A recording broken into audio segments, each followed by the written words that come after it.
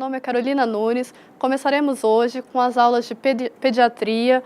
É um módulo muito especial, é um módulo que nos últimos 5 anos de prova tem caído bastante e começaremos com a prova de 2011 e de 2012. A primeira questão ela é um pouquinho mais longa que as demais, mas é uma questão muito importante e ela tem umas 4 questões repetidas praticamente, então é muito importante saber.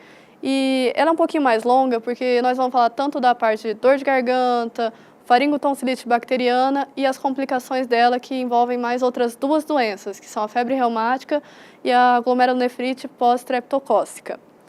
Criança de 8 anos é atendida na unidade básica de saúde, apresentando dor de garganta, hiporexia e mal-estar geral. Ao realizar o exame físico, a médica constata peso aos 29 quilos, temperatura axilar aos 39,5 graus Celsius, frequência cardíaca em 102 batimentos por minuto, sem sopros cardíacos, ritmo cardíaco regular, frequência respiratória em 20, sem ruídos respiratórios adventícios, pele sem alterações, orofaringe com hiperemia, hipertrofia de amígdalas palatinas associadas à presença de placas esbranquiçadas, bilateralmente, com petequias no palato. Com tudo isso, a gente já conseguiu definir o que essa criança tem. Ela tem uma dor de garganta, que incomoda muito. E quais são os dados nesse enunciado que levam a gente a pensar nessa dor de garganta, nessa infecção de vias aéreas superiores? A faixa etária dela. Primeiramente, a faixa etária que mais acomete dor de garganta é de 5 a 15 anos. E a clínica dessa paciente, ela tem uma faringite exudativa, com placa bacteriana, e ela tem as petequias no palato, que são indicativas também. E ela poderia ter o quê? Que não foi descrito. Um aumento de linfonodos na região cervical.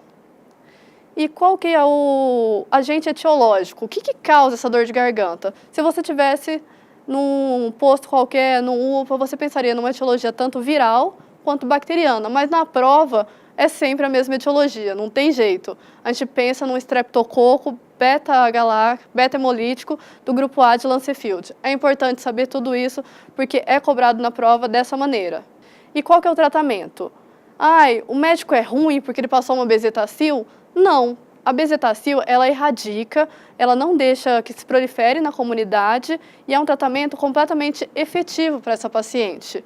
Já quando você fala nas outras formas de tratamento, a amoxicilina é possível? É possível, mas o paciente tem que fazer um tratamento de 10 dias. Imagina você, no 2º, 3º dia, você ainda cumpre o tratamento. Chegou no 5º dia, não tem pai e mãe que vai dar no horário certinho o antibiótico. É um tratamento muito prolongado, nem todo mundo tem paciência para isso. E por que eu falei que a questão do peso era importante? Uma criança até 25 quilos, a gente dá uma dose de 600 mil unidades da penicilina benzatina intramuscular. E para uma criança acima de 25 quilos, a gente dá uma dose de 1.200.000 unidades. Intramuscular também, geralmente na região glútea. Você pode ser um pouquinho melhor na consulta? Pode. Você pode dar com uma xilocaína tópica, vai diminuir um pouco a dor do paciente, mas o melhor tratamento ainda continua sendo a bezetacil. Apesar do tempo, não tem outro tratamento melhor para essa paciente. E quais são as complicações que a pessoa pode ter em decorrência de uma simples faringite? Ela pode ter a febre reumática, que pode ter um acometimento grave, cardíaco posteriormente, ou ela pode ter a glomerulonefrite pós-streptocócica. Qual que é a diferença dos dois? Uma febre reumática, se você fizer o tratamento certinho, você não vai desenvolver. Já a glomerulonefrite pós-streptocócica, independente do tratamento ou sem o tratamento, existe um risco de desenvolver essa complicação tardia imunológica. Mas você trata com antibiótico? Trata também, porque você não quer que na comunidade mais pessoas fiquem expostas a essa bactéria e a essas complicações.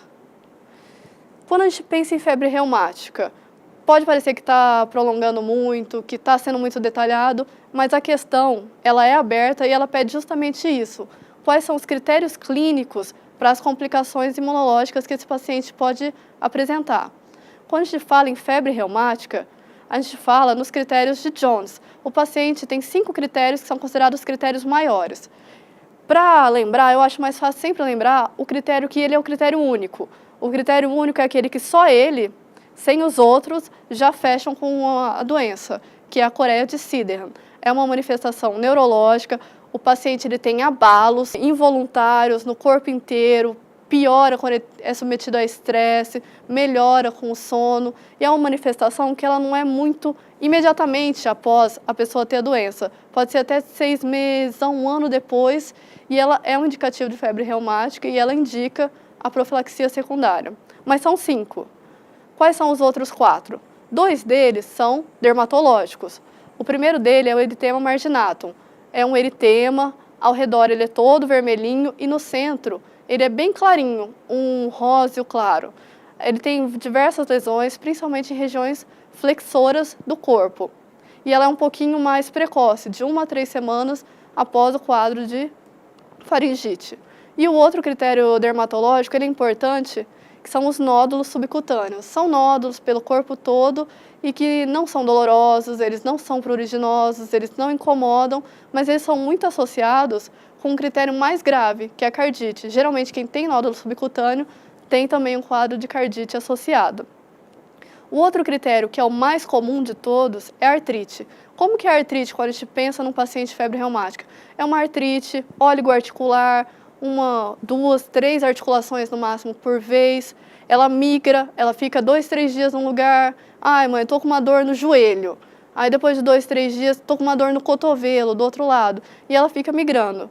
E essa dor ela é muito responsiva a anti-inflamatório. Se você der um AS para esse paciente, uma aspirina infantil, ele vai responder muito rápido, ele não vai ter mais esse quadro articular. Às vezes o médico até recomenda assim, deixar por um período um pouquinho mais prolongado com paracetamol, com outra medicação que não vai interferir, para poder observar se o padrão dessa artrite. O que é uma artrite? É um quadro de dor, com edema, que incomoda, impossibilita a limitação do paciente. E é um critério maior. Daqui a pouco a gente vai ver que tem os critérios menores, que tem a artralgia, que é quando é só dor, não tem o edema e não tem a limitação.